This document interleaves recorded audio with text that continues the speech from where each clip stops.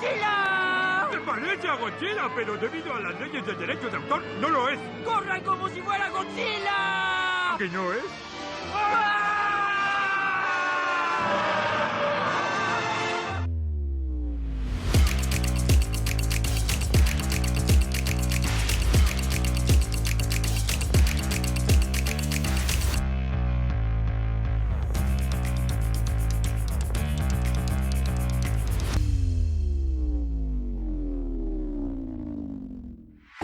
Cineclub es un podcast patrocinado por... ¡Nadie! Si nadie paga, pero somos independientes. Cierto, pero puedes regalarnos un café en Buy Me a Coffee, seguirnos y dejarnos comentarios en nuestras redes y puedes recomendarnos a más amantes del cine.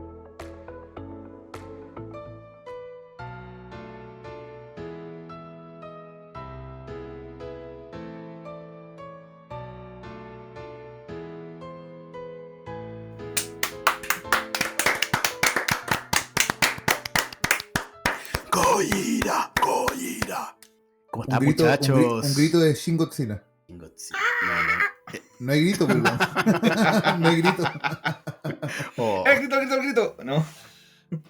Oh, qué ganas de hablar de esta película. Ya tenía mucha ansiedad por que llegara hasta ahora. Weón. Años. ¿Por qué nos demoramos tanto, weón? Sí, es verdad esa pregunta. Oye, pero dado la ocasión especial, yo tengo que presentar este panel porque este panel tenía mucha ganas de que saliera a la luz esta conversación. Y, a ver, vamos a ir micrófono por micrófono como en estas presentaciones que hace Pablo MC. El micrófono 1. Hoy nos acompaña un verdadero titán de las letras. Un kaiju de la literatura. Un kaiju de la Gotsuki. literatura. No, mentira. Claro. Que emerge de las profundidades para sacudirnos con sus rugidos de alta fantasía. Oiga, tenemos la compañía acá de un fanático de esta película, de esta franquicia, que es el señor Don José el Real. ¿Cómo estáis, José? Hola, hola, ¿cómo están? Buenas noches. Feliz de estar acá a hablar de mi película favorita del Rey de los Monstruos. Suave. Suave. Bueno, cada vez que hablamos de una película con José el Real, es su película favorita de... Sí, Mira, ¿se han dado cuenta, no? mira el choco niño. Es como ¿Se han así, dado weón, cuenta? la pelota es mía y hago lo que quiero. Claro, está bien. Pues. Bueno, y en el micrófono 2, desde las entrañas de Excel y las proyecciones financieras, porque yo imagino que Cristóbal es un ingeniero comercial que es capaz de hacer los cálculos de costo de daños de destruir Tokio. Pero hablamos de Godzilla mientras destruye Tokio. ¿O no, Mira, Cristóbal? hay un par de comentarios sobre eso que tengo preparado para esta película. Así que podríamos decir que sí. ¿Viste? No está tan lejos. Y en el micrófono 3 tenemos a... Bueno, cierra la mesa este panel a mi querido amigo Marco, devoto de los forteanos, señor, con voz FM y guardián de esa biblioteca secreta de textos prohibidos. Y seguidor de Mothra, la versión japonesa del Mothman. Sí, bo. Yo imagino que venía así súper contento de hablar de esta cuestión como si hubiera encontrado datos del monstruo en alguna nota al pie de Charles Forto, ¿no? No, yo como supe que hoy día vamos a estar con expertos, vengo a escuchar y meter la cuchara nomás. No, pero yo creo que esta conversación da para harto y usted tiene harto que aportar, así que... Pero yo tengo la primera pregunta porque el José hizo... O sea, ya lanzó una frase y puso una que es como que cae de cajón en este debate. ¿Es Godzilla el rey de los monstruos y por qué? ¿Y con dónde lo dejamos? Porque siempre lo definimos así y como que está ya autodenominado por su producción como el rey de los monstruos, pero ¿es el rey de los monstruos? Y yo creo que sí, podemos matizarlo. ¿Por qué lo dijiste, José? ¿Por qué te nació esa frase? ¿Porque la tenía incorporada nomás o porque realmente lo creí? No, para mí, en el, digamos, monstruos de cine, Godzilla es el rey de los monstruos. No tiene comparación. A mí, King Kong, lo siento, amigo. Yo sé que Fue primero. Los años pesan, pero Godzilla es infinitamente más. Ya desde su concepción de la creación de Godzilla ya es mucho más para mí. Pero es que el King Kong igual representa el terror de lo terrenal y Godzilla es el abate de la naturaleza, pues, el humano como un microbio para el planeta. O sea, representa la inclemencia de la naturaleza. Yo creo que ahí hay una diferencia grande. O sea, lo que hizo que se concibiera Godzilla da para muchas interpretaciones, da para muchas metáforas. No solamente un monstruo, es un Un reflejo rey. de lo que somos, de la humanidad, claro, también. Entonces, eso es lo que lo hace más grande que otros personajes, ¿cachai? Porque creo que es mucho más que ese monstruo que tiene forma de dinosaurio radioactivo. Y de hecho aquí, en esta película que vamos a revisar hoy día, es uno de los reflejos más aterradores del humano en este Godzilla que vamos a ver. Claro, porque que Godzilla en general, las películas, como el canon que le gusta a Jorge, el canon usualmente igual lo termina poniendo como un titán en pos del equilibrio de la naturaleza, que termina casi que luchando por el humano. Y en esta película no hay por dónde, pues, bueno, en esta película es un terror cósmico. O sea, lo que pasa es que yo creo que lo que hace esta película, que es una de los grandes aciertos, es de volver a ese Godzilla como una suerte de... Al final Godzilla es una figura de penitencia para Japón, llevándolo como a la primera película de Godzilla. ¿Ah? Es como el castigo después del desastre nuclear, de las bombas, por sobre el desastre. Y yo creo que eso es lo que hace, porque después vienen las otras eras donde Godzilla pelea con otros monstruos, y al final, que es como un Royal Rumble de personas disfrazadas de monstruos peleando. Pero yo creo que este Shin Godzilla vuelve a ese Godzilla primigenio, el primero, que viene a representar, digamos, la penitencia de una nación frente al holocausto nuclear que sufrió. Y creo que lo hace muy bien, pero muy, muy bien. De hecho, hay dos cosas que son calcadas de la primera película, que la película parte con los pasos de Godzilla, cuando sale el símbolo Toho, y la primera escena es cuando Godzilla hunde el barco. Son calcadas. Ahora, tienen conceptos completamente distintos en ambas películas, pero hacen la misma escena, la misma primera escena. Entonces ya es una declaración Pero de ¿por qué siento principio. que tienen... ¿Por qué conceptos distintos? Porque yo creo que los conceptos son muy similares. O sea, los conceptos tienen que ver con crítica a algo, ¿cachai? Con crítica de la sociedad japonesa, del liderazgo de la política en Japón, ¿cachai? Que son momentos de la historia distintos, pero que en el fondo lanzan a través de esta historia, a través de este monstruo, una crítica muy ácida al gobierno o a los gobiernos de turno en Japón. En el primer caso, como de la película del 54, es todo el manejo de la crisis postguerra. Y en este caso tenemos claro que, y hay que mencionarlo, creo que tampoco hay que entrar mucho en el detalle porque la gente puede buscar qué pasó en Fukushima el 2011, pero es una crítica al actuar de las autoridades o del no actuar o de no hacer bien las cosas ante un estado de emergencia tan heavy como lo que pasó esa vez con la radioactividad. Es que yo creo que por ahí va el punto de lo terrible, desde la primera Godzilla, que es la bomba atómica y la culpa de los japoneses, los fantasmas, todo ese tipo de cosas. Después pasamos por el tema pop, ya se deja de lado el terror, se pone más fantasía, tecnología. Hay un montón de eras, ¿cierto? Que ahí vamos a hablar más en detalle sobre lo que es Godzilla.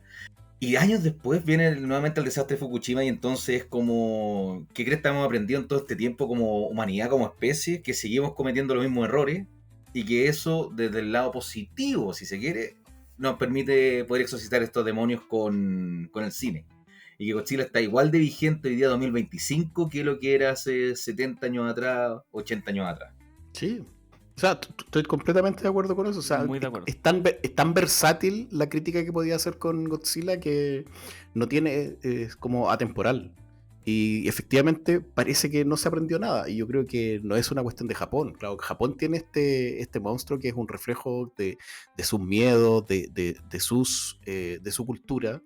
Pero yo creo que esto es transversal a la humanidad completa. O sea, acá podríamos tener un monstruo que despierte por los terremotos y el cual nuestro Godzilla, que es lo que me pasó viendo esta película. Recordaba mucho los videos que luego se filtraron de la ex ONEMI, de todos los militares, todo el gobierno, todo, y nadie sabía qué hacer y estaban todos ahí como mirando pantalla sin entender qué ocurría, mientras gente moría por el tsunami.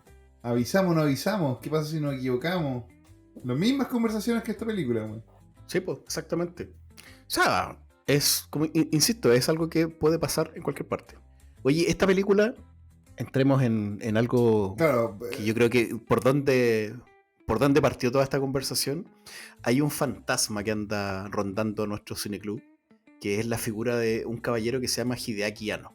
Y todo parte por, por otra obra de este caballero. un capo. Un me capo pongo de pie. Sí. Hideaki Anno lo empezamos a conversar hace poquito y de hecho estamos preparando otra conversación al respecto por Evangelion, Neon Genesis Evangelion. Una obra que yo descubrí que a todos nos gusta demasiado y más de lo que yo esperaba.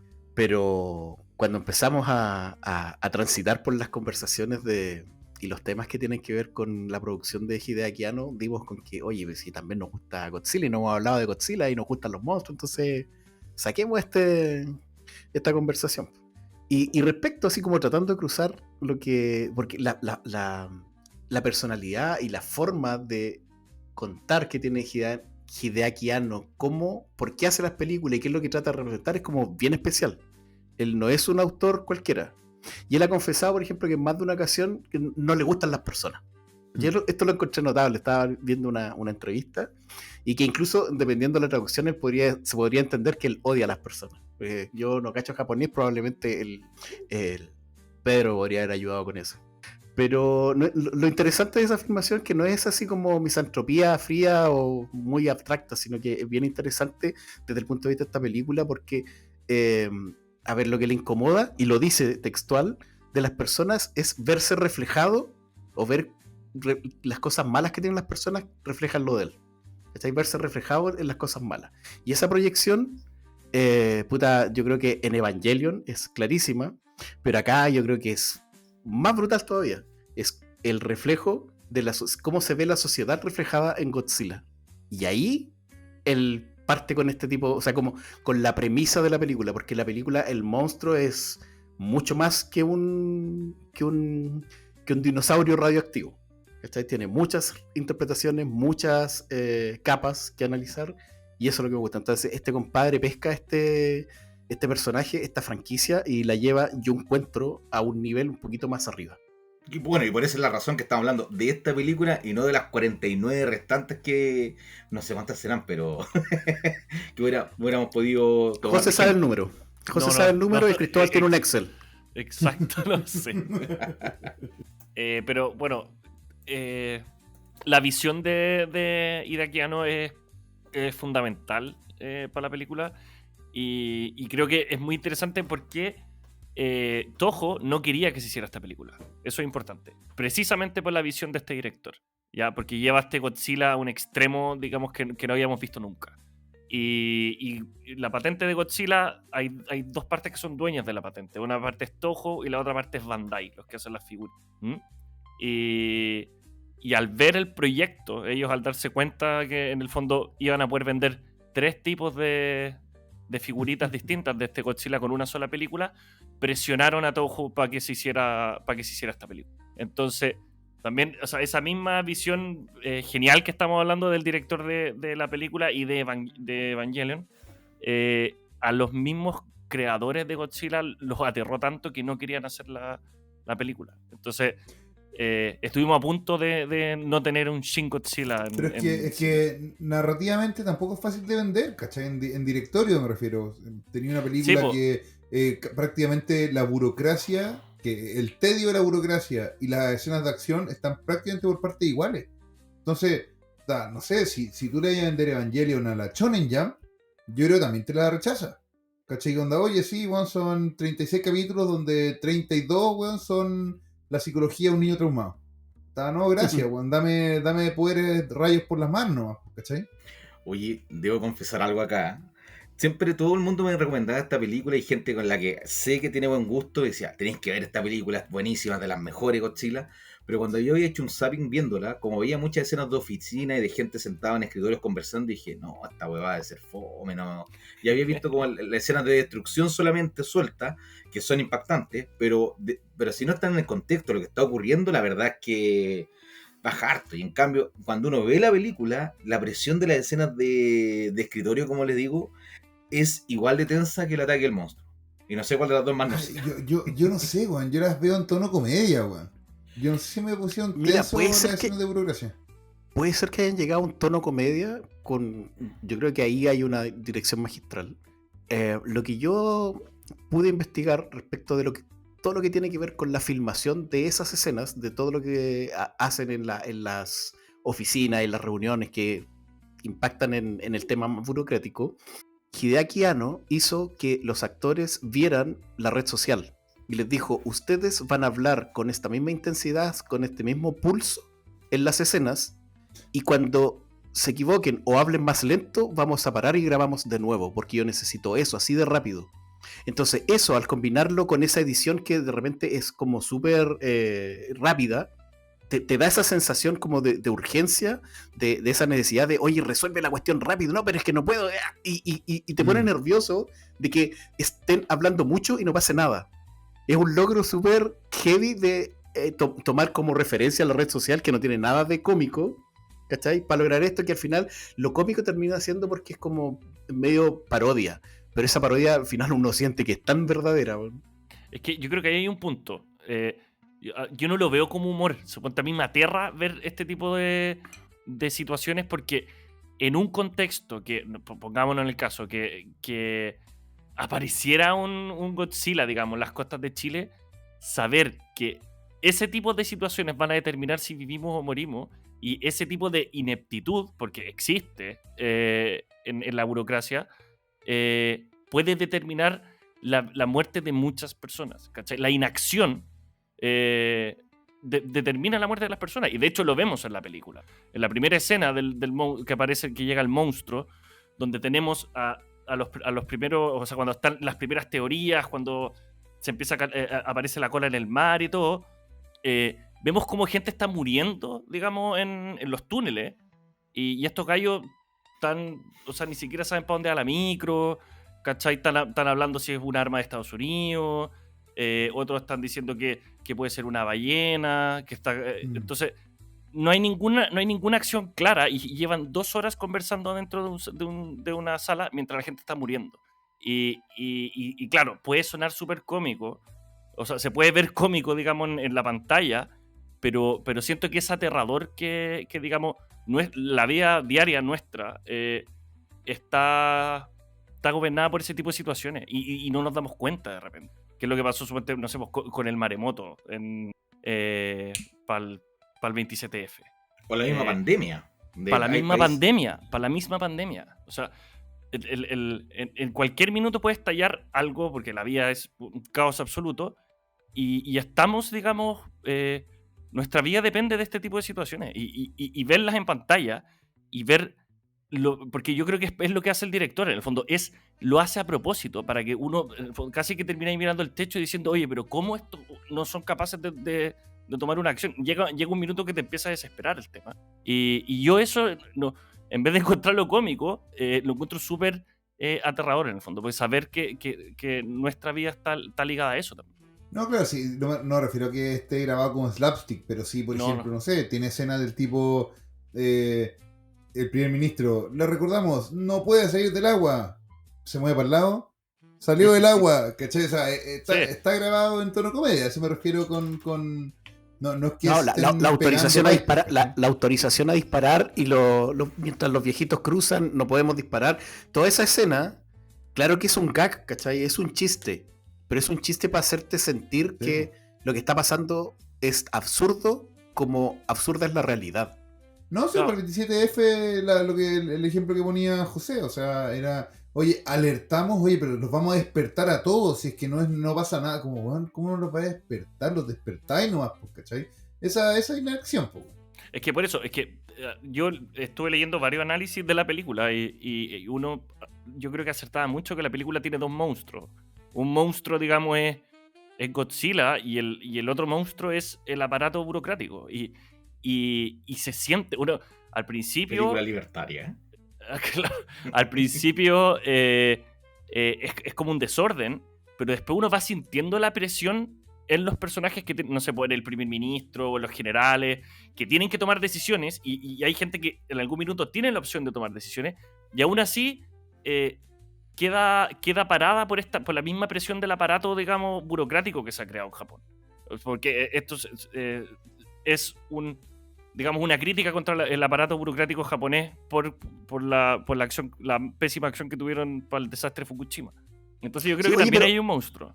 Sí, y que tiene que ver con el aparato de gobierno que en el fondo rige y que además tiene una crítica adicional que es como una segunda vuelta, como en las, no sé, como parte en el tercer acto, que es la sumisión del gobierno de Japón ante Occidente.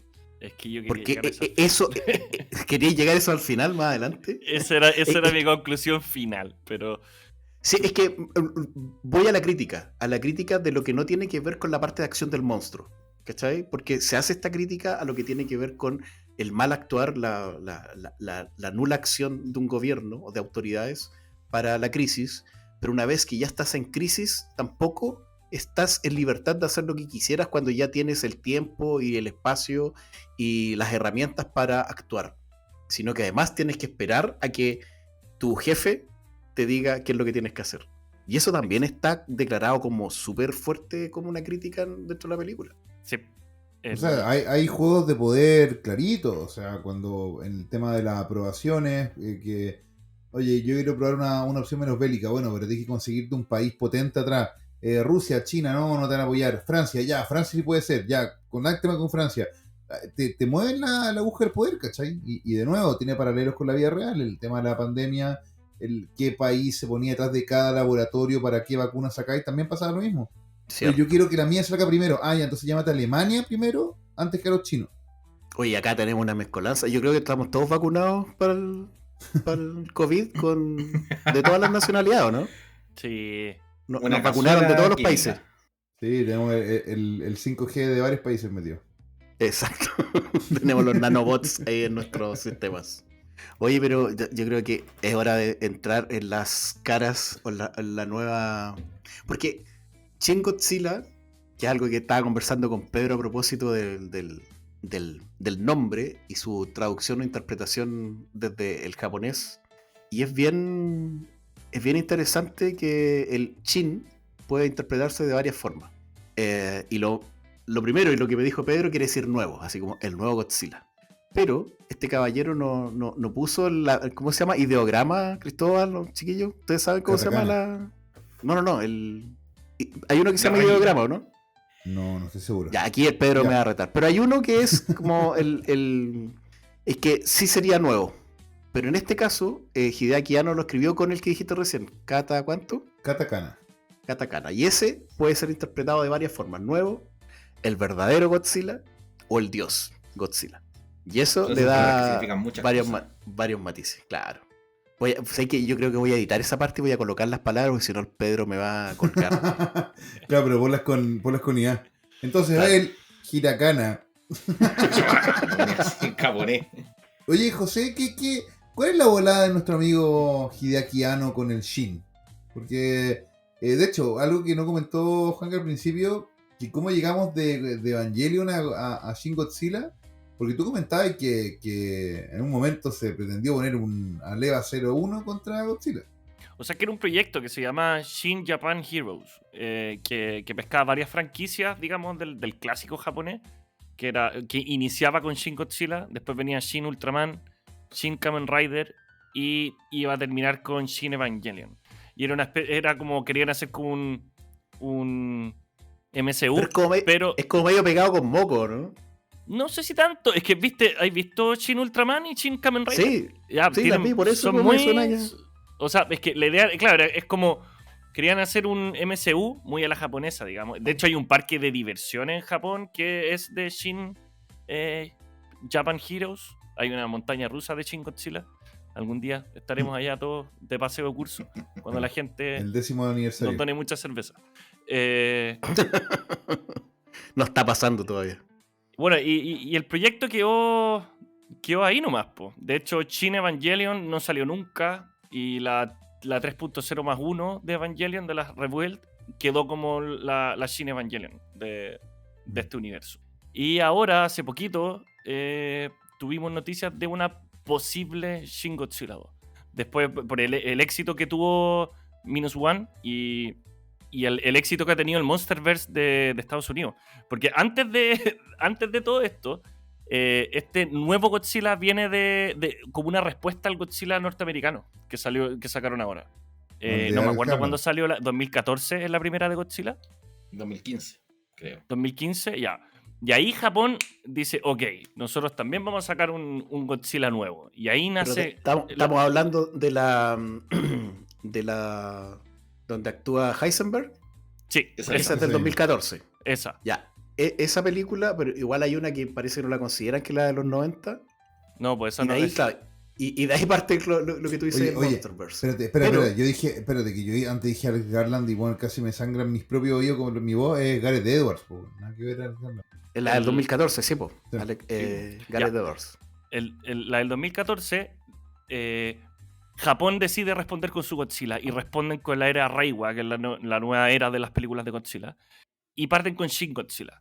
Y después viene Godzilla Earth, que son las 3 películas de Netflix que yo le recomiendo a toda la gente que no las vea. Yo soy un fanático de Godzilla, pero no las vean. Y viene Minus One, que Minus One es también espectacular. O sea, yo creo que está, para mí, un poquito más abajo que Shin Godzilla, pero para muchos es su favorita y destrona a Shin Godzilla. Están a la par. Claro, ahí yo tengo son dos estilos distintos. Sí, son distintos estilos y son Godzilla distintos, y yo creo que este mote que le da de Shin Godzilla, que yo creo que de las 3 interpretaciones que leí, el de verdadero Godzilla tiene relación con este como reinicio, como contrapunto al Godzilla gringo, y este tiene más sustancia. Todo esto que vamos a conversar, yo creo que todas estas fases, estas mutaciones que tiene, las interpretaciones que les puede dar a esas mutaciones, toda la interpretación al sufrimiento que vemos en el monstruo, yo creo que les da muchas más capas. Creo que Minus One es mucho más espejo de la original, que yo la encuentro buenísima. Pero yo creo que igual está como en el top 3, así como el top 3 de las películas de Godzilla son estas 3. La primera del 54, Minus One, y esta. La primera es la del 54 y las otras 2 no sabría cuál. Ordénela en el orden que quiera, pero esas 3. Y sí. no las de monitos de Netflix, esas por ningún motivo, esas no cuentan. Y las de monitos que dan en el Cartoon Network, man, que estaba Godzilla. Bueno, pero el tema es que Minus One le fue tan bien que mucha gente se empezó a interesar por el Godzilla japonés. Y ahí Shin Godzilla agarró como un segundo aire. Por eso ahora viene viene como Godzilla Minus One 2, no sé cómo se irá a llamar. Y está en proyecto Shin Godzilla 2. Mira, pero ahí estaremos. Qué raro cómo va a ser ese título, el Godzilla Minus One 2. Claro, Godzilla Minus One al cuadrado. Godzilla 0, no sé. Oye, pero, ¿cachai? Una de las cosas que acá pasa en Japón, de que tenemos 2 tipos de Godzilla con 2 enfoques distintos, de muy buena calidad, y nadie se queja de eso. Pero cuando vamos a Occidente y vemos en Hollywood las películas de superhéroes, que es como, ¿cómo va a haber 2 Batman distintos, 2 Joker distintos? La gente se va a confundir las pelotas. Y hoy día hay acceso a internet, uno lee y punto, y puede disfrutar las 2 cosas por igual, y pueden coexistir, que creo que es como la principal gracia del cine, que es disfrutar distintas versiones de los mismos personajes. Y no hay problema con eso, pues.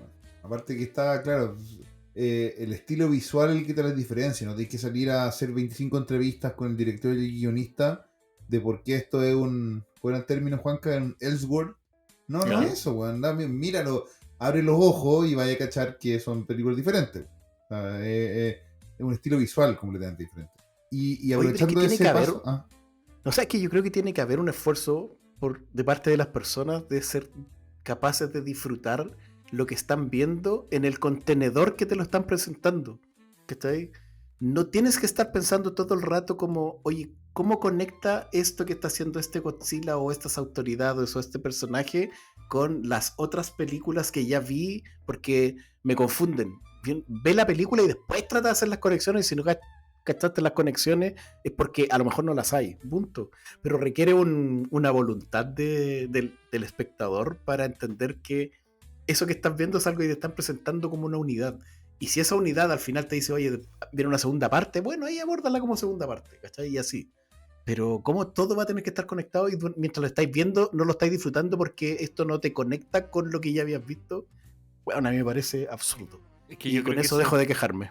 Yo creo que ese es mucho daño que ha hecho el MCU. Lo siento, pero yo creo que va por ahí. Con todas estas como películas y productos interconectados y que tienen que responder uno al otro y que a la gente le gusta ordenarlos, en qué fecha van y todo. Yo creo que va por ahí.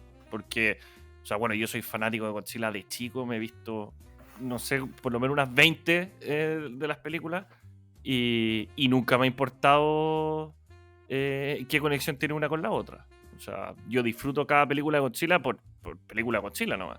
Entiendo que son universos distintos, líneas temporales distintas, hay algunas que están conectadas un poco con otras, pero tú podés verte cualquier película de Godzilla y disfrutarla. O sea, si te gustan los cachuchazos entre personas disfrazadas de monstruos, lo vas a disfrutar. Y creo que ese tema que tú estás hablando, Juanca, ha nacido un poco con el MCU.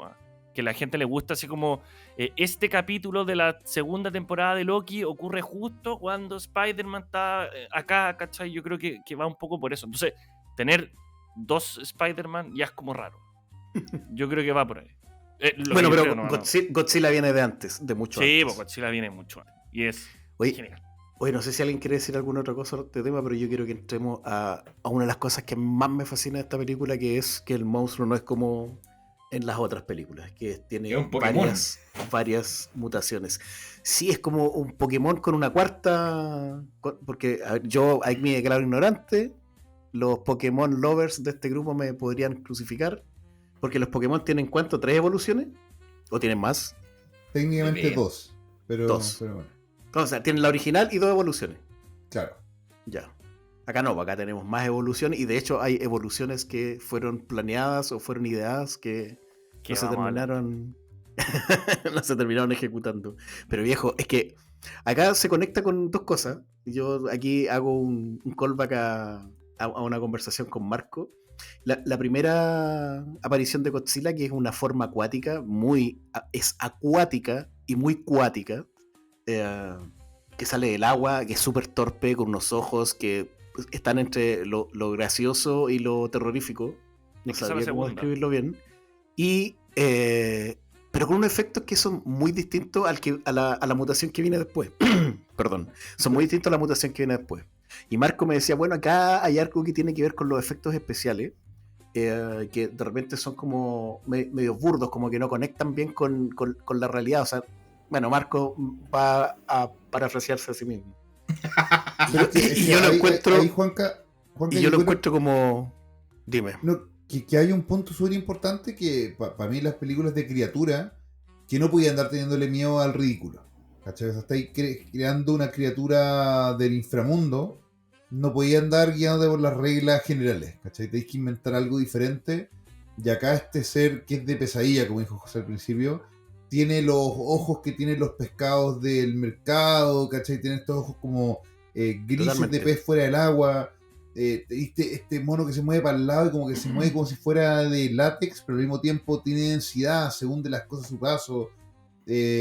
Algo que me encanta de esta película, que creo que muy pocas veces he visto en las películas de grandes kaiju, es que el retumbar de los pies ya saca a los trenes de sus ejes, ¿cachai? O sea, no necesariamente tiene que pegar un coletazo para destruir algo, sino que la onda expansiva que genera al moverse ya empieza a destrozarlo todo.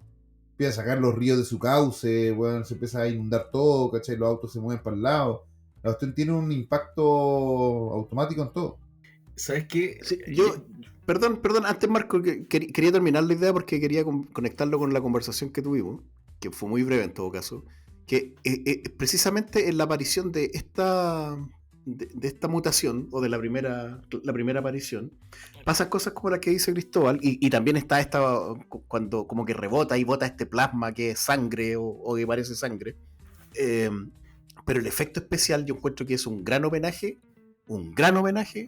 al cine clásico de Godzilla, cuando no me recuerdo ni sé cómo se dice, cómo se llama esa técnica del compadre disfrazado de monstruo, de usar muchas maquetas y miniaturas para destruirlas, y que evidentemente en la película están utilizadas para que se vean como miniaturas y como maquetas. No sé si les pasa a mí o creen que eso es, que no fue a propósito y que quedó mal. Yo creo que es un homenaje, Marco. Yo encuentro que los efectos en este caso no son realistas ni necesitan serlo. Para mí cumplen a cabalidad la función para lo que están hechos, que tienen tanta cinematografía que un efecto, si tú lo ves así como la imagen desprovisto de la película, solamente como efecto, no se ve realista como sí podría ser Minus One, ¿cierto? Que ahí sí tiene una mejor calidad visual. Pero está tan bien contado esto que me pasa lo mismo que dices tú, que es como en las maquetas cuando tú ves las primeras Godzilla, que es te rindes ante la maravilla de lo que estás viendo acá.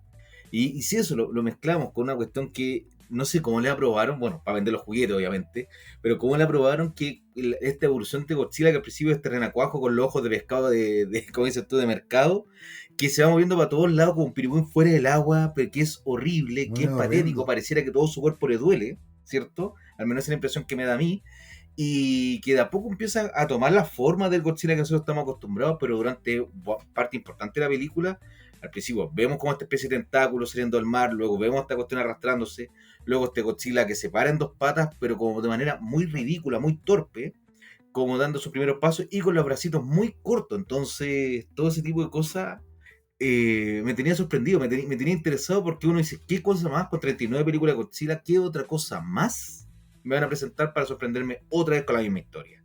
Y está repleta esta cuestión, eso es lo que encuentro que es la mayor fortaleza que tiene. Bueno, yo me voy a tomar una licencia para contar una historia de José Chico. Porque a mí este tema de los efectos prácticos en las películas de Godzilla me fascinan. Yo cuando acá en Rancagua los voy a llevar como al año 91, acá en Rancagua, yo vivía así como muy al cerro. Y teníamos el puro Chilevisión nomás, po, y daban Ultraman en Chilevisión en las tardes. Y me acuerdo haber visto un capítulo de Ultraman, así con estos efectos de Ultraman del año 80, por supuesto, que me aterró. O sea, realmente cuando chico me aterró. Y yo veía los cerros atrás de mi casa y era... Te juro que veía que iba a aparecer este monstruo en cualquier minuto. Y ver este tipo de efectos prácticos en la película me llevó un poco a eso. Y yo creo que por eso es una de las razones que le tengo tanto cariño. El monstruo que llega a la Tierra, el renacuajo, es la segunda forma de Godzilla. La primera forma de Godzilla nosotros no la vemos. Solamente vemos la cola, que es cuando destruye el bote. El monstruo que encalla, digamos, y que empieza como a arrastrarse por la ciudad, se considera la segunda forma de Shin Godzilla. Y las agallas sangrantes a medida que va caminando es porque te está diciendo el director que este animal está luchando por respirar. O sea, se está adaptando. Ya no está diciendo que está en constante evolución. O sea, esa escena de las agallas botando la sangre es porque Godzilla está sufriendo por intentar respirar, por adaptarse, digamos, a este nuevo medio. Claro, y eso, de hecho, o sea, se hace alusión en la película que puede evolucionar y involucionar, porque a lo mejor ya tenía la forma final y para enfriar su reactor se volvió acuático. ¿Cachai? Como que al parecer podría, se entredeja ver en la película que podría ir y volver entre el agua y la tierra. Y hay otra cosa, el primer Godzilla, la primera vez que aparece en la película original, ¿cierto? Cuando aparece detrás de ese monte, se le ve la cara, pareciera que fuese la cara de un quemado, porque justamente es la metáfora de las explosiones de las bombas atómicas. Entonces acá también nos retrata eso. Sí, la película es bien competente y bien respetuosa, pero con el material original, pero crea algo nuevo. O sea, echamos la talla antes de ponernos a grabar que si esta película le quitáis el nombre Godzilla, le cambiáis un par de cosas y quieres hacer la que es de Evangelion, podría ser un monstruo de esa serie también, pues sin ningún inconveniente. O sea, tiene toda la pinta de un ángel. Está filmado como un episodio de Evangelion. ¿Qué queréis que te diga? Tiene hartos paralelos que podíamos conversar, pero yo creo que deberíamos dejarlo para la conversación de Evangelion. ¿No? No, estáis loco, particularmente la música, pues conseguiría entremos en la música Sí, ahí era- que... Sí. Sí, pero no entremos a la música todavía. Dejemos apartado un poco No, más es que, porque oye, pero es que- quedémonos ya- en las evoluciones. Ya está Quedémonos bien, en las pero- evoluciones. Pero que quede claro que no podemos hablar de la música de esta película sin hablar de Evangelion. Ahí no podemos Sí, sacar es el verdad. foto a la jeringa. Sí, es verdad, ya, tenéis razón. Nada, pero vamos a las evoluciones. Es que las evoluciones son dolorosas, weón. Después viene cuando se hace unos levanta. planos frontales y se empieza a parar. Se empieza a levantar y queda en Como dos con patas. chonguito. Claro. sí, efectivamente, weón. Y como que queda así como plantado, así como en medio de Tokio, medio inmóvil, porque como que no se puede mover bien. Ujú. Y es una postura como súper antinatural. Es una postura súper antinatural, yo creo que para cualquier animal, más para una criatura ficticia. Y se ve como súper rígida. De hecho, Yo creo que ahí como que citando a le está Marco, costando demasiado, le está costando demasiado evolucionar. Y creo que refleja algo doloroso, o eso es lo que la impresión que me da a mí. citando a Marco, era un perro parado. Un lagarto para en este caso.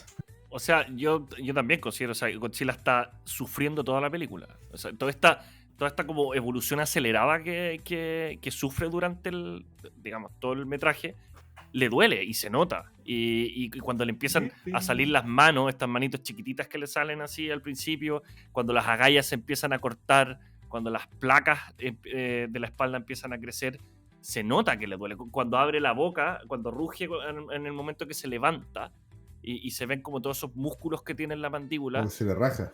claro, se va rajando, digamos, la carne de este monstruo. O sea, nos está diciendo con todas, o sea, sin ponernos un científico en explicándole porque se ocupa mucho en la película. Claro, así como explicándole al presidente, descubrimos que este monstruo funciona así, así, así, así, así.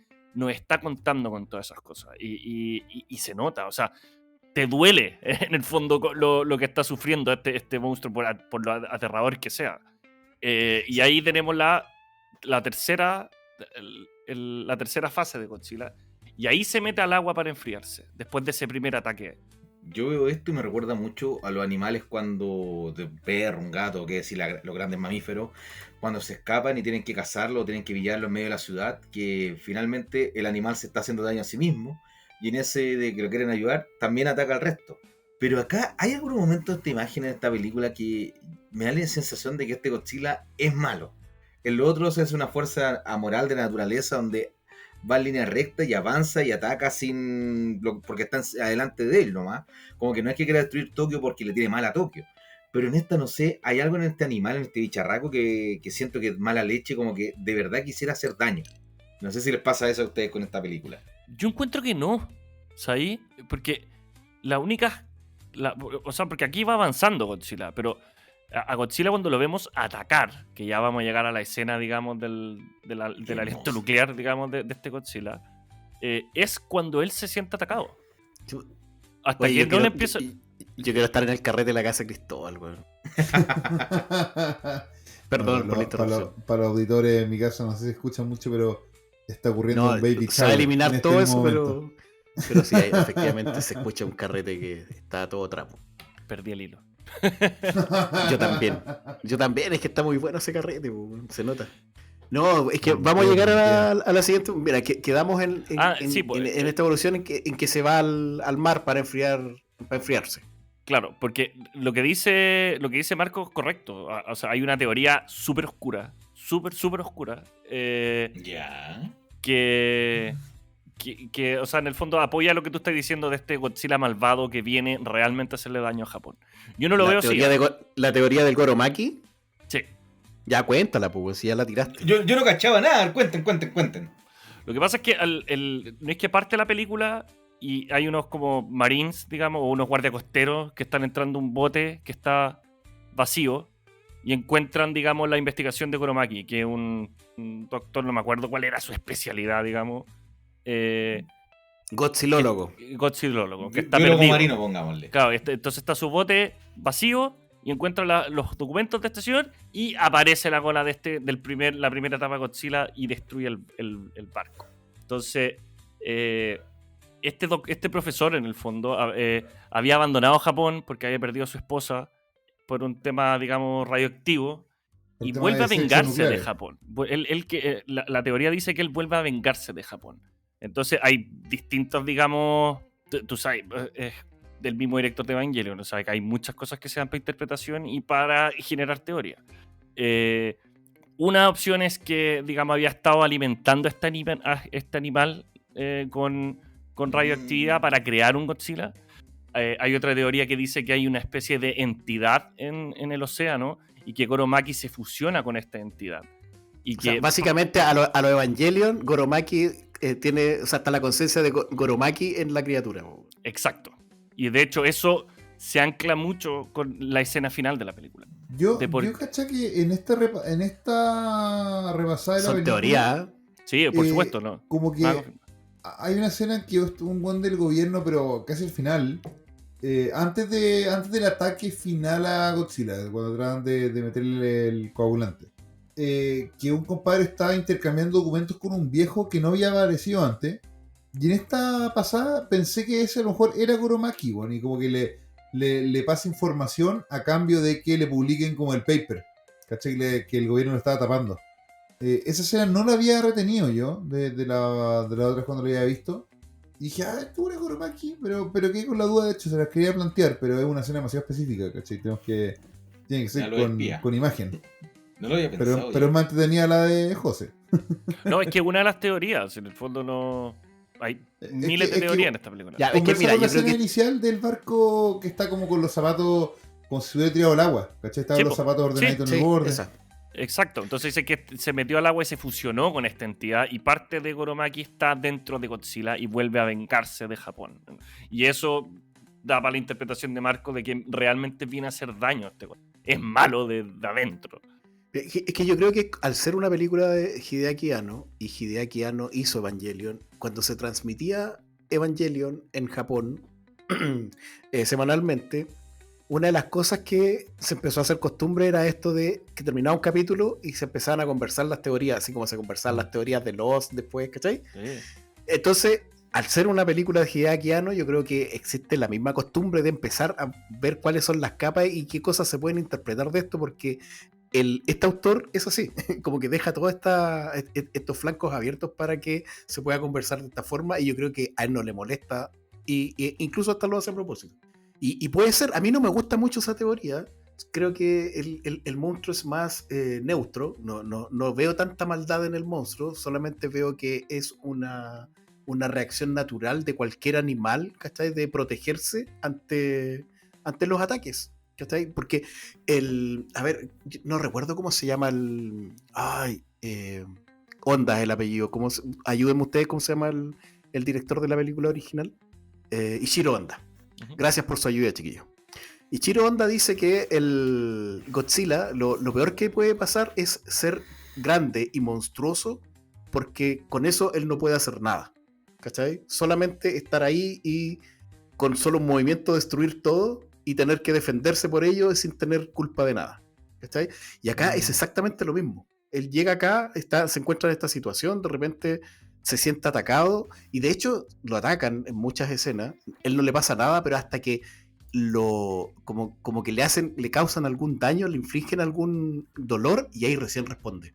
Sí, es que por eso yo estoy con Juanca aquí en esta conversación. No es hasta que lo hieren que Godzilla responde, digamos, de verdad. ¿Y de qué manera? Sí. ¿Y qué vamos a entrar en esa escena? Bueno, es que después, haciendo una así pausita corta, Godzilla se mete al agua para enfriarse y después vemos como la primera destrucción que causan en Japón y vuelve a aparecer Godzilla. Porque digamos, el gobierno dice, ok, ya se fue este bicho, veamos cómo arreglamos el naipe, y de repente a las semanas aparece Godzilla nuevamente, con una nueva forma, que es la cuarta forma, que es la última forma que vemos en la película. Y aquí ya la cosa se pone seria porque es mucho más grande. Y ahí se convierte es ataque nuclear, el que le hacen a él. Y aquí ya Godzilla en el fondo está contaminando todo a su alrededor porque es un reactor nuclear con patas. La escena de cuando aparece caminando, que está la gente así como en el pastito, y viene este Godzilla, y la cola, a mí yo la encontré increíble, porque la cola es 2 veces el porte de Godzilla. La cola es... Es un tentáculo. Gigante. Claro. Como buen animal marino. Como buena iguana marina. Y viene este Godzilla que ya es como una cáscara, es como un tumor con pata. Yo lo veo que es como un cáncer, digamos. No sé, es súper deforme. Los dientes, si se fijan. La palabra cáncer. A ver, la película está dirigida por 2 personas. Uno es Hideaki Anno y el otro se llama Shinji, y no es Shinji Ikari, pero es Shinji algo.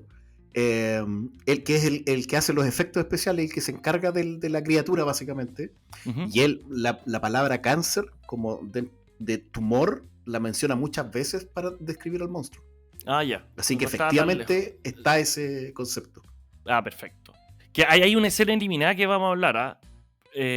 Cuando Bueno, si usted lo dice, lo cuando, vamos a hablar. cuando Godzilla se va y se empieza, digamos, empiezan a descubrir en el fondo la destrucción que había dejado. No es que deja como unos pedazos de carne colgando como Sí. ya. Sí, pues, como una especie de reproducción. En una de las escenas eliminadas, en el fondo, esos pedazos de carne iban a estar generando apéndices de otros Godzilla. Porque este Godzilla se iba a replicar. Cáncer. No, pero no sé si esa escena, yo lo vi en Amazon, todo esto, nos hemos comentado que la cuestión está disponible en Amazon Prime. Y no nos que- pagan por publicidad. Que ahí comentan que este hasta incluso es autosuficiente para poder Sí, po, dicen que- reproducirse, ¿cachai? sí, po, Y pero- no está eliminada esa escena. No, pero es que en la muestran escena, de hecho, en los dibujos de los conceptos estaban, digamos, estos pedazos de carne moviéndose con pequeñas boquitas y manitos, ¿cachai? Ya. Y cosas muy tiernas de este Godzilla precioso. Bueno, y llega este cuarto Godzilla, el más poderoso de la historia de Godzilla, porque no vamos a contar a Godzilla Earth acá, porque no existe. Y tenemos una escena maravillosa que yo creo que Juanca, tú has esperado toda la semana para hablar de esta escena. Es que weón. Pero mira, antes de hablar de esa escena, no quise ensuciar la conversación que teníamos por el chat interno. Llegué a un video de YouTube donde un compadre dice: voy a desmitificar que este monstruo sufre, que este monstruo le duele cuando muta, etc. Y hace un video mostrando escenas y diciendo: no, esto en realidad ustedes interpretan que le duele, ustedes interpretan que el monstruo la está pasando mal, etcétera, porque en el fondo en la película en ningún momento nadie dice explícitamente este monstruo le duele lo que le está pasando. Claro, En ningún momento nadie dice explícitamente este monstruo lo está pasando mal. Y esta escena, y en el fondo a mí puta, me encantaría conversar con ese compadre y decirle: ¿sabéis qué, viejo? Estáis tan equivocado. O sea, no tenía idea del lenguaje cinematográfico.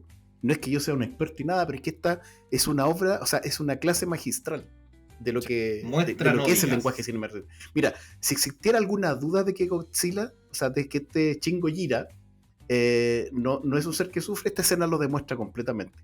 Porque no hay interpretaciones. La criatura lanza por primera vez su fuego radioactivo, que lo vemos así como vomitando. Vemos su cuerpo mutando con dolor y todo, ¿cachai? Pero el contraste musical se hace con una aria épica que tiene una letra de dolor que en el fondo, compadre, te lo está diciendo explícitamente. No hay un diálogo de un protagonista, ser humano, que te diga: oh, este monstruo lo estamos viendo así, está sufriendo. No, es un dolor del alma que se expresa con imágenes y audio. Sí. Y es perfecto. Es una escena perfecta para mostrar. Es una escena bellísima, pero a su vez horrorífica. ¿Cachai? No es una belleza así de un paisaje natural, de un ¿cómo se llama? De una planicie con flores, con un fondo de una cordillera. No es ese tipo de belleza, porque esto Es la belleza del incendio. Bueno, pero es precioso. Y como Bueno, te digo, usando el mejor lenguaje audiovisual que puedas tener, es súper explícito lo que está pasando. Aquí hay que también avisar que aquí ya Estados Unidos está metido al 100% digamos, en parar a Godzilla. De hecho, el inicio del aliento radioactivo se da porque Estados Unidos utiliza los aviones B-2, estos que estuvieron tan de moda hace poquito, digamos, y le lanzan, digamos, estas bombas antibúnker y logran atravesar la coraza de Godzilla. Y Godzilla ruge de dolor también. Yo aquí estoy con Juanca, que este pobre animal ha sufrido desde el minuto 1 de la película hasta ahora. O sea, de hecho, cuando se levanta antes de vomitar, tú cachai que ya no quiere más guerra. O da esa sensación de como que en verdad está agotado. Y vomita esto que tiene adentro, esto que lo está matando desde adentro. Porque al principio el aliento no es como el aliento atómico, digamos, que estamos acostumbrados a ver en las películas de Estados Unidos, o el mismo Minus One. O sea, acá Es un vómito. primero bota un smog negro asqueroso. Fuego, pero Después se enciende en fuego y después, digamos, concentra el calor y hace este rayo clásico. Pero yo creo que esta cosa también lo está matando tanto por dentro que ya sale por todas partes, porque no solamente dispara por la boca, dispara por la cola, dispara por las púas. Es realmente, o sea, no logra deshacerse en todo, por supuesto, si es parte de él en el fondo, pero este, digamos, poder que tiene también es la maldición de esta bestia, yo creo, y realmente lo Sí. está atormentando. Oye, es linda la escena cuando grita porque solamente la última evolución puede gritar, po, weón. Hasta ese momento seguía siendo un anfibio más cargado para animal acuático que no tenía cuerdas vocales para hablar. Sí, Y oye, lo pero muestran gritando fíjate de que dolor y en un silencio que hiela el ambiente. O porque grita abriendo esta boca que se le rompe el tejido como hablamos antes, pero sin emitir ninguna sola nota de sonido. Y él, obviamente, el director es lo suficientemente sabio para no acompañarlo tampoco con música. sí, pero fíjate que hay un movimiento muy gráfico que representa un alarido de dolor que no es con un sonido.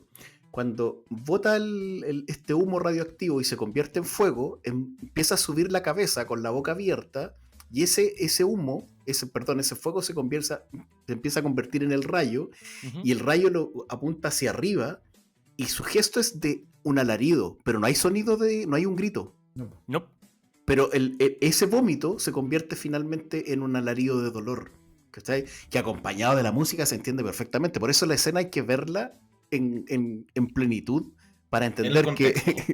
y claro, que lo que estaba diciendo este compadre que les decía yo, que me dio mucha rabia ver ese video y no lo compartí para no asociar la conversación, pero sí se los voy a mandar para que pasen rabia, porque si yo lo escuché tienen que escucharlo ustedes. Compadre, no. Esta escena explícitamente dice que el monstruo le duele, y le duele físicamente y le duele el alma, si es que tiene alma, pero para que se entienda que tiene distintos niveles de dolor. No, el lenguaje cinematográfico, el weón sangra por la galla, es dolor, acuérdense, sangre por la nariz, cáncer, vómito, embarazo. Lenguaje cinematográfico. Toda la Ya lo razón. conversamos una vez, ¿verdad? No, este bicho está potente y el nivel de destrucción que va generando su paso, que tú decís, es imposible que los humanos ganen y es como ya, hoy día Japón, mañana va a ser el resto del continente y esta cuestión es la perdición total, porque es la suma de esta es un cliché lo que voy a decir, pero esta verdadera fuerza de la naturaleza imparable, más un estado burocrático y de gente timorata, porque una de las cosas que no hemos mencionado mucho, pero el primer ministro que aparece acá es un pelotudo que uno no sabe cómo cresta llegó al gobierno ahí, al poder, aunque, aunque no cuesta imaginarlo, y que no sabe tomar decisiones. Y claro, una de las cosas cuando el verdadero peso de un líder para una nación o para un grupo humano es justamente en los tiempos de adversidad, porque con la poca información que tienes tenés que tomar decisiones. O sea, y en este caso, el compadre como que hay uno más viejo que lo va asesorando y que finalmente él es el que está tomando las grandes decisiones. Y luego cuando ya mueren, ¿cierto? Todo el parte importante del gobierno, incluyendo al primer ministro, ya hacen el cambio, el relevo de, bueno, ahora el partido político eligió a este compadre que va a hacer, y llega tú decir, no puede ser más peor este compadre, y es un pelota que no corta nada, que es como... Era el ministro de Agricultura, De agricultura, weón. que en su primera decisión estaba más preocupado de que se le enfrió la comida que realmente... Es que es muy tener- bueno Es que ese quería me podía llegar- dártelo así. no me podéis decir que no está grabado en comedia esa weón. quería llegar a esa escena, pero lo encuentro desolador. O sea, Disculpa, después ¿puedo interrumpir acá una cosa? Sí, es comedia. Si es que esto no pasara en la vida real, y sabemos que en Chile, en el resto de Latinoamérica, en Japón y en Estados Unidos, en los grandes países, esta huevada ha pasado, que tiene gente tan indolente y pelotuda en los momentos, en lugares de decisiones importantes, que deja de ser comedia. Ese es el drama que encuentro yo en esta película. ahí iba lo mismo que Marco. Iba exactamente lo mismo que Marco. Que claro, puede ser chistoso porque el viejo está enojado porque los fideos le quedaron malos en el fondo. Y acaba de morir medio Tokio. O sea, en verdad, insisto, vuelvo a lo mismo que hablamos al principio, del monstruo burocrático. ¿Cuál es el costo de destrucción de Tokio, Cristóbal? Me tení en ascuas. No, pero no, hablan también no de la calculé, economía, ¿qué va a pasar con eso? pero eran 4 millones de hogares los que están en riesgo de la bomba termonuclear. Bueno, Oye, acá... son números de alcance real. Me refiero a que si hubiese un desastre de esa naturaleza, de un desastre nuclear, en una zona así, esos son los números reales, pues, a eso se refiere. Claro. No, y es bueno que puta, como que no se le escapa ninguna en esta película, porque hemos hablado harto de la burocracia, de la destrucción, de los costos, etcétera, pero también está la parte del aspecto político que está reflejado en esta comadre, con esta gringa de ascendencia japonesa, que te deja entrever que en el fondo quiere ser presidenta, todo también como que es una lobista profesional que mandan al país de su abuela, que varias veces dice, este no es mi país, es el país de mi abuela, pero es la que mueve los hilos entre los presidentes, que al principio me choqueó mucho el personaje, lo encontraba medio ridículo que hablar en inglés, pero después va agarrando cada vez más impulso, ¿cachai? Y te muestran que esta cuestión es una carrera, hasta cierto nivel es una carrera presidencial, hasta cierto nivel, ¿cachai? Porque en el fondo... hasta, me queda que tan importante que ser que hasta la ONU estaba actuando, pues bueno. Hasta la ONU estaba moviéndose. Lo que pasa es que, claro, acá, después digamos, del ataque que acabamos de describir de Godzilla, Godzilla se apaga y aquí ya la cosa, todo el planeta se mete. O sea, aquí ya claramente la única opción que queda es vamos a tirar una bomba nuclear en Tokio y vamos a matar el monstruo con una bomba nuclear. Y esa es la opción que hay. Y aquí tenemos, digamos, que yo creo que este es el momento más bonito de la película, que es cuando Yakauchi, digamos, que es como nuestro personaje principal que hemos ido siguiendo, ya Japón se rinde ante Estados Unidos y dice, ok, vengan las bombas nucleares nomás, no queda otra, antes de que despierte el monstruo. Y este loco dice, ¿sabéis qué? Dicen, haga lo que quiera, jefe. Haz la weá que queráis, ¿cachai? Si queréis solucionarlo de otra manera, solucionalo. Y juntan, porque, a ver, el gobierno ha estado trabajando con las mentes más brillantes de Japón, digamos, para tratar de solucionar este tema, y juntan un grupo de parias, digamos, de este sistema, para idear una idea, valga la redundancia, para acabar con este monstruo. Y empiezan a buscar, digamos, ay, se me olvidó el nombre del doctor. Empiezan a buscar, digamos, Goromaki. empiezan a buscar en la investigación de él. Ajá. Y yo creo que este es el momento, digamos, porque habíamos hablado de cómo esta película se habla de la sumisión, digamos, porque la sumisión es un concepto clave en esta película. O sea, digamos, la sociedad japonesa está sumisa a su gobierno japonés, el gobierno japonés es sumiso a esto, y al final, y todos son sumisos ante Godzilla. O sea, digamos, siempre va tratando el tema de la sumisión. Y creo que este es el momento donde tenemos personajes que logran romper eso. Y creo que eso nos viene a hablar, digamos, del estoicismo del pueblo japonés, y estoy hablando del estoicismo como una corriente filosófica poderosa, no la frase, digamos, la frase ridícula de Facebook con un Ragnar Lothbrok de fondo, digamos, que la gente dice que es estoicismo. No, el estoicismo de Epicteto está hablando. Este es el estoicismo, y este es Japón, es el pueblo japonés, digamos, alzándose. Y yo creo que es tan bonito ese momento cuando Sakauchi, digamos, toma las riendas y lo dejan hacer su plan, y cómo Japón se une para enfrentar esta pesadilla con patas que está durmiendo en la mitad de la ciudad. Y yo lo encuentro precioso. Y cómo tiene cosas muy, digamos, muy locas, y de cómo a través de este origami, digamos, descubren cómo funciona el genoma de Godzilla. Claro, es que la pseudociencia nunca puede estar ausente de Godzilla. Por supuesto que no, pero es un organismo que, ¿cómo era? Que descompone el oxígeno y el hidrógeno a través de la termodinámica. No, la van a sacar de tiro, sí, pero Sakauchi, digamos, que es como el que lidera todo esto, era un subordinado del sistema japonés. Y logra, digamos, soltarse de todo eso. Tiene una talla notable, güey, que en algún momento, en el principio, cuando está la burocracia, pero a full, él dice una weá así como, él da una orden, pero él es el último de la cadena de mando, y él como que no aguanta más y da una orden, y todos lo quedan mirando así ya, ¿y quién va a hacer eso? y chao, y chao, y lo dejan así. Pero bueno, es como que no aguanto más, dijo, bueno, esto es lo que hay que hacer. Esto yo con el tema hay toda una línea de argumental que viene, que es en el fondo la meritocracia contra el conservadurismo, ¿cachai? Japonés. Que es una línea que se va cumpliendo, nunca la expresan, pero tú la vas viendo. El buen parte dando su opinión, y el buen onda, oye, bueno, acuérdate que está bien ser rebelde, pero el buen que te trajo acá no tanto. O sea, la primera frase que le dicen a Sakauchi. Sí. Después va avanzando y claro, va esto que se le escapan las cabras para el monte a una orden sin tener nada que ordenar. Pero después después de cada ataque, el buen va teniendo una oficina diferente, va teniendo equipo, el buen va subiendo, ¿cachai? Va escalando atrás del puro mérito.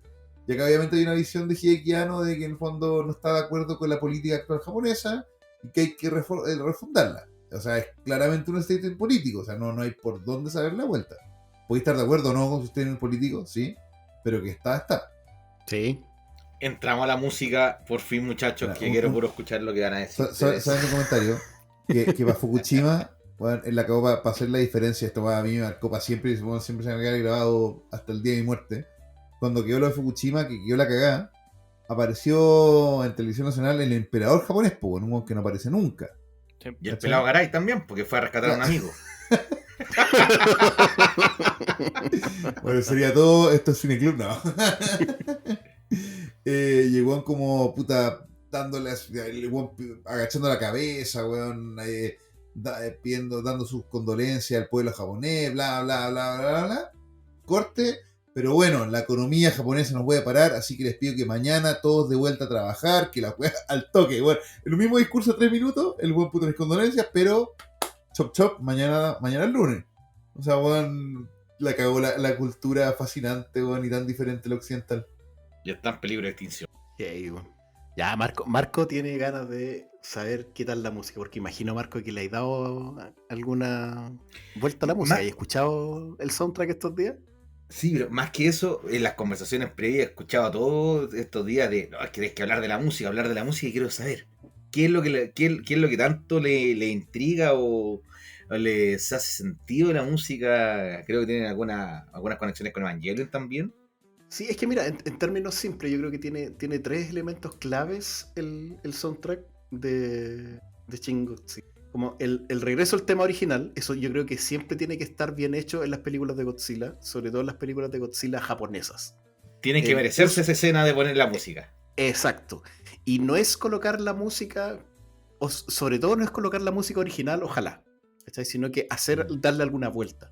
Y son todos los elementos es una pequeña reversión, o sea, hay elementos nuevos, una nueva interpretación, pero es perfecta. No es gratuita, ¿cachai? Uh-huh. Está en el momento preciso y eso es valioso, porque podría ser gratis, ¿cachai?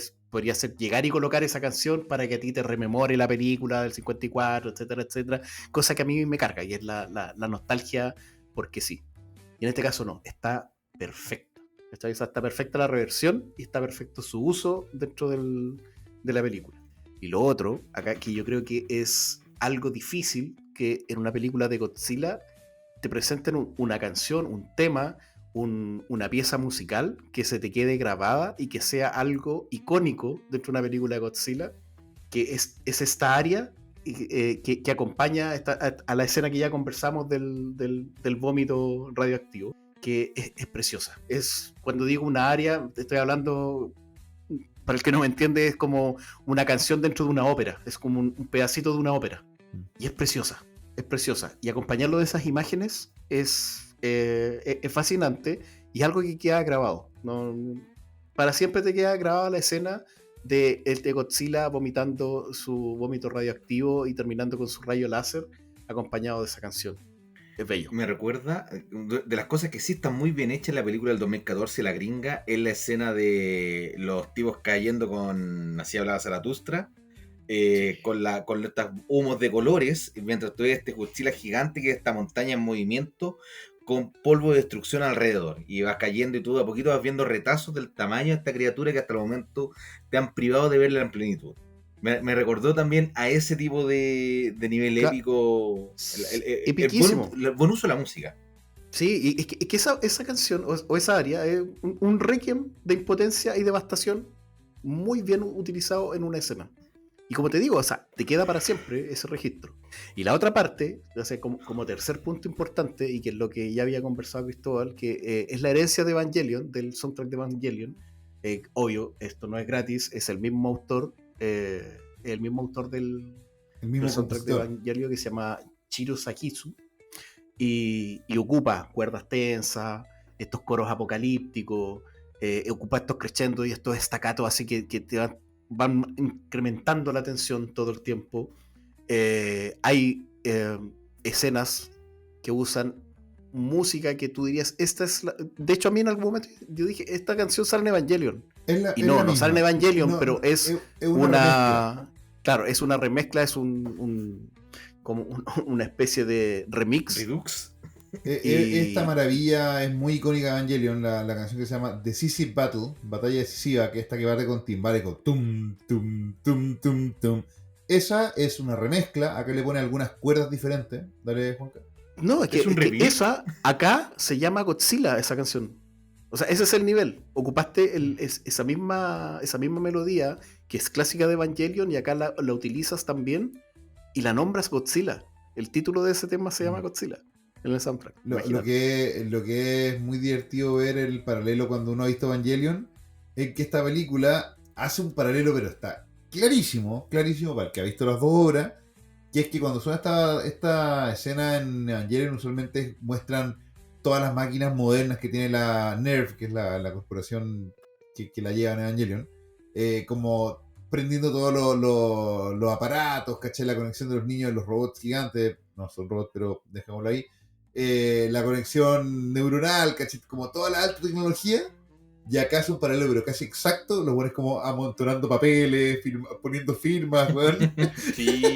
Los mismos timbales, pero bueno, en vez de poner una pantalla con onda campo AT activado, weón, la firma del primer ministro, un sello aprobado, weón. Ese paralelo es una genialidad, weón. Puta, y weón, la atención en los detalles es algo que a este compadre hiekiano siempre le voy a aplaudir.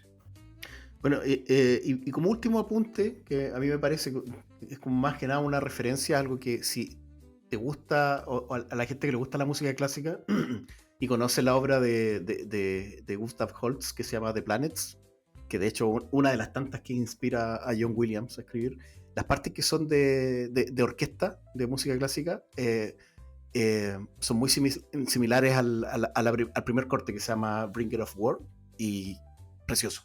También son preciosos. Y eso te acompaña en toda la película. Entonces, con esos 3 puntos que dije, más este detallito final, este soundtrack a mí me parece maravilloso, weón. De hecho, estos últimos días he estado en loop. Es que es para poner un loop. Aparte me encanta que la pieza más clásica de todas siempre se guarde para el final, weón. Hay cachado que es como un... No sé, bueno, es un acuerdo no hablado, ¿cómo se dice? No, yo creo que debe estar hablado, pero es que tiene que ser, pero tienen que elegir el momento preciso. ¿Cachai? Nunca se va a mandar un Hollywood, weón, con el exorcista que le van a poner en el trailer, weón, en campanitas, ¿cachai? No, ¿Sabían, Un Tubular Battle Decisive. ¿Sabían que esa canción no era de Godzilla originalmente? ¿no? ¿No? ¿De dónde? Era Cuéntala. de una película romántica japonesa de 1942, una cuestión así. Y la película fue un guatazo y Toho compró la melodía para Godzilla. Originalmente no se compuso para Godzilla. Dun, dun. Ay, qué buena, weón. Es Cuando- bacana y me hicieron los encanta, pero Hay como minus romántico. one, weón. Weón, yo parece Puercospin, weón, cuando ponen esa canción al final. Lo vamos a anotar entonces. Oye, yo espero que esta película llegue a salas para verla de nuevo en este reestreno en ultra definición increíble. Yo creo con Turbo Surround que... Sound. ¿Cómo se llaman estos compadres? Son una distribuidora mexicana que la juegan heavy por la cultura japonesa. ¿Cómo se llama? Algo típico. Tacos. Ya me voy a acordar, weón, cuando termino de grabar me voy a acordar. Va a ser algo así Burritos. como arigato, weón. Así. No. De la cultura japonesa, pensé Claro, que la la cultura mexicana. japonesa. Sashimi. Que Sushi. Kawasaki. Que los buenos traen mucha película japonesa, incluyendo toda la Shin, weón. Estos buenos tenían una asociación con Cinépolis y, weón, tuvieron todas las Shin como una por semana durante un mes. Y, bueno, yo fui a ver, me acuerdo, con Peter y creo con Diego fuimos a ver Shin Ultraman así. ¿Cachai? Yo estoy seguro que esos compadres se van a traer. O sea, que lata no Ojalá, faltarme, amén. weón. Como Arigato, Okinawa, algo así se llama la weón. Konichiwa. Puta. Konichiwa. Árabe. Konichiwa se llama. Ahí está, Esperemos Ya. que sea cierto, pues, weón. Yo sé que el José tiene temas para la cola. Está Porque mutando, quería- está en su tercera evolución. Que el José quería hablar hasta de las evoluciones y las mutaciones que no que no se hicieron, po, Es que, no- weón, se que tiró no una vieron la mutación luz. muy. Weón, te sacaste un Evangelion, pues, José, weón. ¿Qué es No, esa no, no, imagen o que sea, no, mandaste? sino La vamos a tener que acompañar en las imágenes del capítulo en Instagram. vamos a tener que hacer otro capítulo de Shin Godzilla extendido. No, pero es que creo que es importante hablar de la última escena de la película. Dale, estoy muy de acuerdo. Godzilla, digamos, lo eliminan, lo congelan, le inyectan un coagulante, digamos, que lo deja congelado como una estatua en la mitad de Tokio. Y la última, digamos, la última escena es un tiro de cámara a la cola de Godzilla, donde antes de congelarse, digamos, están saliendo mini Godzillas humanoides, que quedaron así como una escultura media religiosa, súper rara. Esa escena es súper rara. Es Pompeya. Y nos deja así como de la que nos salvamos. Pero al mismo tiempo, yo creo que es bacán que sea una pura película, en el fondo. O sea, me encantaría que hubiera Shin Godzilla 2 porque me fascina la película. Pero me gusta quedarme con ese, digamos, esta aberración, menos mal que llegó hasta aquí nomás.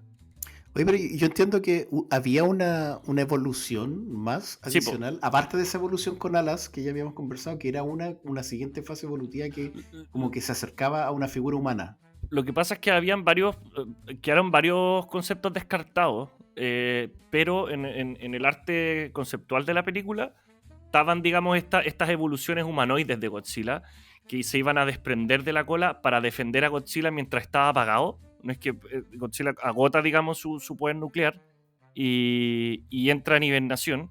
Y acá iba a entrar en hibernación y estos mini Godzillas, digamos, iban a expandirse por el mundo, digamos, protegiéndolo. Iban a tener la capacidad de infectar a otros seres vivos con, digamos, estos tumores de Godzilla y ir haciendo otros Godzilla. Así como una especie de plaga zombie, pero de zombicilas, no sé. Póngale el nombre que quiera. Qué horrible. Y habían otros conceptos también que después este Godzilla al volver a despertar se iba a abrir como una flor en el fondo. Iba a salir como una especie de ángel humanoide. Los diseños son súper raros, se los voy a mandar después los del libro de arte conceptual. Que eso también explica, digamos, la teoría de que Goro Maki está dentro de Godzilla. Por eso tiene, digamos, esta faceta humanoide dentro de él. Por eso pasa, digamos, de pescado a este, digamos, último plano que sería como una figura humanoide. También había otro diseño que era como le sale una segunda cabeza a Godzilla porque empieza a ser mitosis. Entonces después son dos Godzillas. Y estos Godzillas chiquititos, digamos, destruyendo todo a su paso. También había un Godzilla con alas. Eso, o sea, es que son un montón de locuras que quedaron el con ala le hacen alusión en la película. O sea, Sí, decían lo que podía mencionan. llegar. Sí. Claro, que podía llegar a ese tipo. Lo que pasa es que es como la evolución en el fondo. Pues no tienen cómo saber para dónde va a ir. Porque no depende a qué se tenga que enfrentar. Y es demasiado rápido como para predecirlo. Ya, pero mira, yo creo, como tema pendiente, yo no sé si lo podemos abordar otro día en otra conversación o lo podemos abordar internamente porque da para harto. La cola, o sea, quedémonos con lo que ya aparece en la película, ¿no? Y esa Eso, cola sí, final, sí. esa cola final ya no era un simple animal gigante. Para mí era como una fuerza en constante mutación, y que, como decís tú, podría reproducirse o diversificarse, etcétera, podía hacer hartas cosas, y eso para mí es demasiado Lovecraftiano, mucho de horror cósmico, Absolutamente. ¿cachai? Que es lo que conversamos un montón de veces en previas, y ese concepto no está en las otras películas de Godzilla. No, para nada. Es que, por eso, yo insisto, creo que quedarse con esa escena, con estos humanoides desprendiéndose de esta flor de carne mutante, digamos, ahí está el miedo. O sea, no ver, digamos, estos monstruos destruyendo el mundo, sino en menos mal que estas weas no se soltaron de la cola y empezaron a esparcirse, porque ahí sí que nos llega hasta el perno. Yo creo que ahí es donde está la gracia, digamos, de la escena. Porque si hubiéramos visto estos monstruos correteando por Tokio, matando gente, y después que los hubieran parado de alguna manera, no sé si hubiera tenido el mismo impacto que verlos ahí. Porque aparte que la pose que tienen, porque es como una pose, es súper raro, ¿cachai? Son como estas esculturas, digamos, religiosas, desprendiéndose de esta flor que es de hueso, pero está llena de tumores y tiene como esta baba. Es como esas escenas de. Como esas representaciones de ángeles humanoides, porque claro, está esta representación de ángeles como la de los sueños de Juan, ¿cachai? Que son estos, como los de Event Horizon, aprovechando que hablamos de esa película. Porque esos son tronos y serafines. Ah, mira. Excelente. Y después está la otra representación que son estas deidades gigantes horrendas que son parecidas a las de Evangelion, ¿cachai? Van por ahí, bueno, se parecen a esas. Estas criaturas, bueno, como de un solo ojo, ningún ojo, pero con extremidades y alas que son terribles. Estamos, cabrón. Nos sacamos las ganas de Shin Godzilla. Pero ahí se nota que son intrínsecamente japoneses estos personajes, porque por mucho que se hayan hecho algunas versiones más dignas que otras en Estados Unidos, estas criaturas, estas creaciones, esta aberración, evolución y todo lo que sea, responden al paladar y la mirada japonesa. Y yo creo que eso es una mayor fortaleza. En resumen es eso. Yo creo que esta obra es eminentemente japonesa y donde mejor se entiende el sentido de la existencia de esta criatura. No, y la podéis solamente hacer en Japón, weón. Es que no habría funcionado en otro lado, weón. Sí, y por eso cuesta tanto hacer una King Kong nueva. A Hollywood le cuesta ser sutil. Ese es el problema. Hollywood tiene que, no sé, Don't Look Up vendría siendo como lo que habría hecho Estados Unidos con una Godzilla. ¿Cachai? Como, el presidente con la cartera Louis Vuitton, ¿cachai? Como que no podía hacer la weá sutil. No podía hacer, como que la realidad ya tiene suficiente ridiculez como para poder hacerlo real y ser burdo al mismo tiempo. ¿Cachai? El gringo no te lo podría hacer, weón. El gringo te pondría una asociación, weón, tendría a PETA, weón, en los matinales, weón, peleando por el bienestar de Godzilla. ¿Cachai? No tendría una marcha de fondo como lo tiene acá. La verdad es que hay una escena donde los buenos se quedan dormidos porque llevan toda la noche trabajando y de fondo se escucha una marcha como afuera, como alegando. Porque los buenos, claro, obviamente no quieren que nuqueen Tokio. Por eso tiene que funcionar, pues, si todo ocurre donde debe. Esperemos que nos sigan presentando nuevas versiones estos compadres, porque está buenísimo lo que nos han presentado. Ya, muchachos, unas palabritas al cierre y nos despedimos. Cristóbal, ¿algo más que decir antes de cerrar? Gran película de terror, no se la pueden perder, está en Amazon Prime, en nuestra letrina favorita, como le dice Marco, pero bueno, aprovechen el streaming más barato que hay, bueno, no, lo que no tiene calidad lo tienen en volumen de catálogo, pero de vez en cuando saca maravillas como esta.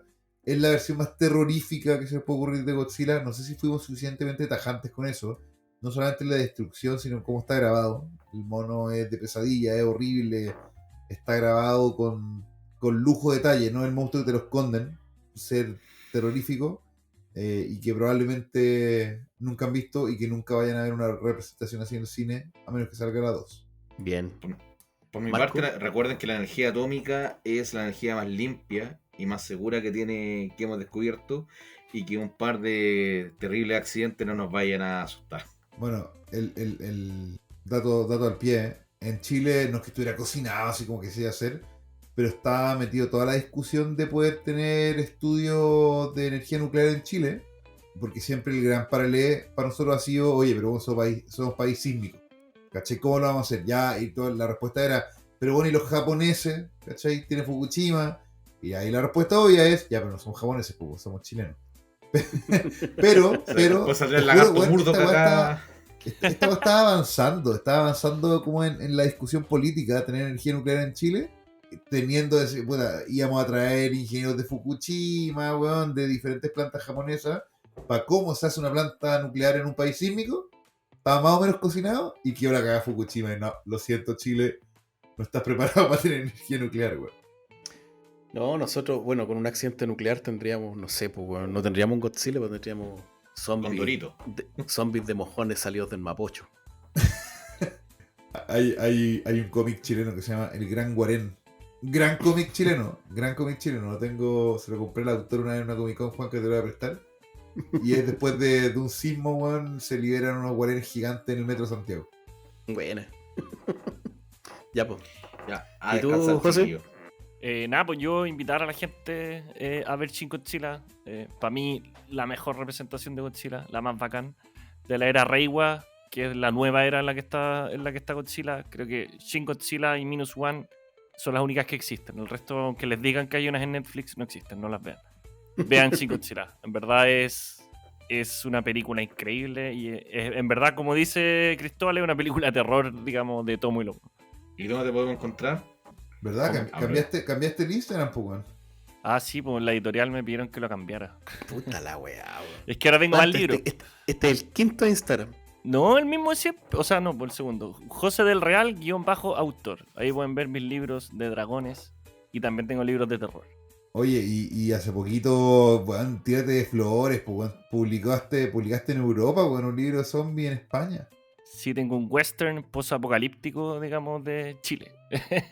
Es un Chile después de un apocalipsis zombie. De hecho, para el capítulo de zombies podríamos hablar de mis libros de zombies y cómo weón. Chile sucumbe ante ¿Cómo la se llama? muerte. ¿Y en qué librería Es- está en Chile? El nuevo se llama Apocalipsis Island Chile. Frontera muerta. Pertenece a esta saga española de Apocalipsis Island. Ya, pues, ni te pregunto dónde lo venden porque ya cachamos que ni siquiera sabéis dónde lo venden. Hay que Pero encargarlo. si les dije, pues la feria chilena del libro, la Antártica, Busca Ya, Libre. listo, ya, claro. Ya, pero no se enoje, no se enoje. No, está publicado en España, México, Colombia, Perú. Cáchate. Excelente. Puros países buenos, bacán. Con buena comida. Aún no está disponible en japonés. Ya, muchachos, Tum, nos tum, vemos tum, entonces. Cuídense, Juanca, tenés que cerrar estén bien. musicalizar el final con esta música de Godzilla, que termina como con un rap. Tan, tan, tan, tan. Ah, ya, sí. Me parece. Ah, sí. Chao, chao, gente. Chao.